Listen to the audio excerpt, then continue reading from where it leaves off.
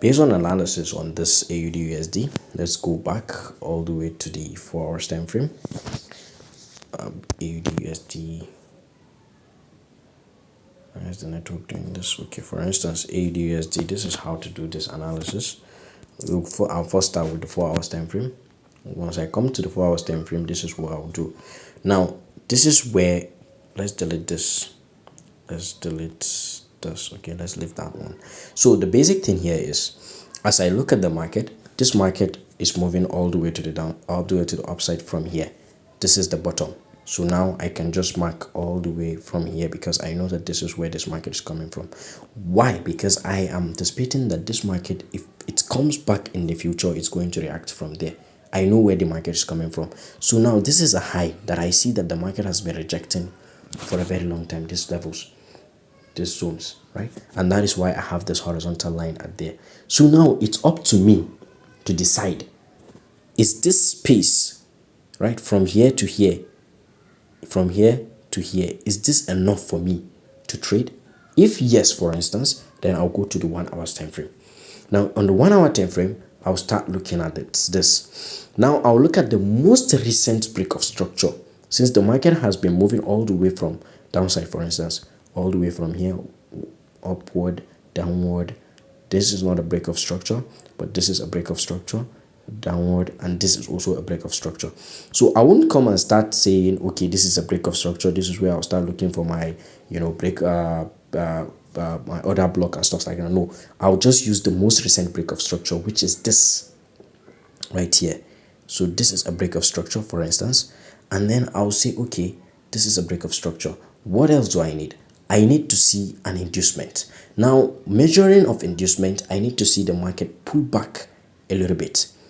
If the market pull back, started to pull back, then that is when I can use my flip tool and then look at the bottom of that initiator of that break of structure, which is this, and then I'll measure it. Let's say, for instance, that's where the market is. So the market needs to come back all the way to this zone before I can mark. For instance, let's say that's where the market wait, and then I can mark and say, okay, this is my inducement, for instance, and then I'll mark my inducement. For instance, this is what happened. The market came back down, gave us a pullback over, or at least, and then I'll say, okay, now this is my inducement, and then I'll mark it. But since that the market did not give me anything, right, did not give me anything, so what would I do? I'll just stay out of the market.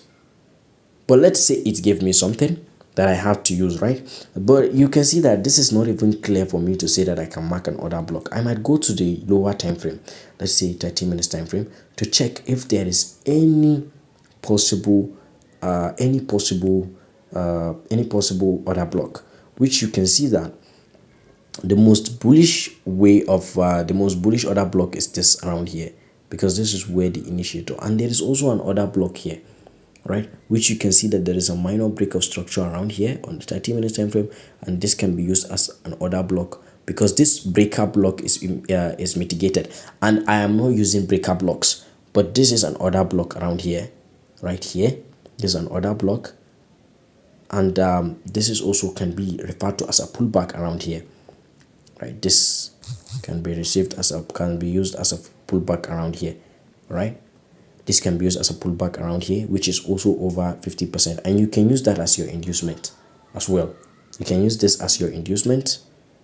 This is your inducement, for instance, because this is over 50%. Now this is why I said it's over 50%, because this is the initiator of the move, and then this is the top, right, and that is 50%. So that's it. So in this case, this is the break of structure. This is the break of structure right here. Right here, you can see how tiny it is, break of structure around there. All right, so that is it for this, and then this is where you can start taking. So this is a setup right here. This is a setup on a 30 minutes time frame. This is a setup. You can start thinking of taking an entry, but this is very risky because the market has already started. It's about to react from that top side. It's left for you.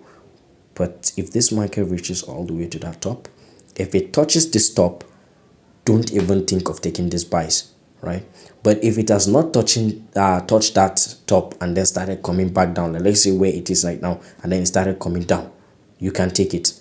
You can take this buys, for instance, when it come and hit you in.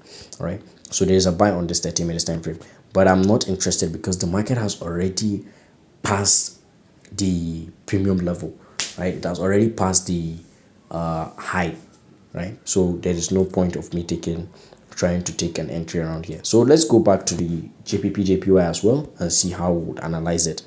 And let me delete everything. So that I can start afresh on this.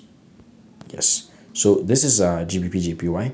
One thing I can see is that the market has started moving all the way to the top side on this 4 hours time frame from here. This is the initiator of the move to the top side. So where am I anticipating this market to reach? The reason why I'm not going to mark here is because this is a mini move that started from somewhere, which is this level, and you can see that this has more touches. So that's why I'm taking there. So there is a possibility that this market will continue all the way to the top side like this, touch here, and then maybe give me a reaction or break it. But I know that but what is ideal here is that the market must or should come to here. That is the ideal stuff right now, and that's what we are trying to use. So since that is the point, the market, we should go back to our lower time frames and start looking for buys. Now on this 1 hour time frame, what can I see? I can see that the market is already giving me, this is where the market structure shift. This is the break of structure. I can see a break of structure here, which is fine. This is a first break of structure that we have after our market structure shift. Now, since I have that break of structure, I can now look for an inducement. Now, this is where the 50, this is the initiator of the movement, and then this is, the market has already started pulling back, and this is the top side. So now, this is perfect, that I can use this low as my inducement. You can see that. I can use this low as my inducement, and then I can delete this Fibonacci because of confusion and stuff like that. So now you can see that now we can mark our order block. Now marking order block in this scenario, you have to start from all the way here to this zone, to this low right here. But if you do that, you can see that this order block has been mitigated already by the inducement, and the inducement should not be inside that order block. Some people say it can be, but to me it cannot, it should not be, because you want that market to clear out those zones. So let's go back to the lower time frame, 30 minutes for instance, to see if we can get something more clearer. Now on this 30 minutes time frame, you can see that 30 minutes accepted that this is our 30 minutes inducement. The reason is because this is the initiator of the break of structure. We have this, and then that is above 50%, so we can take that. And then this is the refinement of going down. So since that is the point, we can use this all the way to this level, right? We can use all from here, because this is where the bullish market started. The bullish pressure started all the way to here as our order block. And then we can put our entry above here, just here. And then our stop loss should be just below here a little bit, which is 55 pips. And then we'll take profits around here that we are anticipating the market to reach. And that is just how to analyze this. Let's go back to our BTC USD as well and see how we can do that. Now BTC USD, you can see that this is the initiator of the move, and this is where we are anticipating the market to reach, and it has reached that and started reacting. So this is exactly almost the same thing with GBP/JPY. Just that GBP/JPY have already started giving us more setup, and GBP/JPY has already started moving as well. So BTC USD has already started moving as well, because it touches here and it's giving us reaction. So where do you anticipate the market to come? Here. That's where we're anticipating the market to reach. So now we can move all the way to our 1 hour time frame. So on this 1 hour time frame, all we are looking for is break of structure, market structure shift, because you can see that this is where the market is making our upside, coming down. Why didn't we mark here as break of structure? Because the market has not broken here. So this is the last move, and then we had a pullback, and then the market moved all the way up again. So now we can technically say that we have this as our break, as our market structure shift. Now we know that this market has already changed its this is our break of structure. So now we know that technically this market has already started the move. Now next thing that we need is our inducement. So now let's say for instance this market has already started pulling back all the way upside from here. So we can start measuring from here. This is the initiator of the move, all the way to this level, to see where the market is going to reach 50% at least, or close to that. But all the way here, the market has not given us anything like close to 50% of that move. So we can't say that this is where we are going to take our inducement. So there is no inducement yet. So we have to be patient enough to wait for the market to give us an inducement. So now all we have is just break of structure. We have to wait for inducement, and then we wait for the market to come and trigger our other block right here. If that happens, then we have our other blocks around here. You can start marking your other block all the way from here, because this is where the real move started from. This is where the real move started from. Or you can refine to the 30 minutes time frame.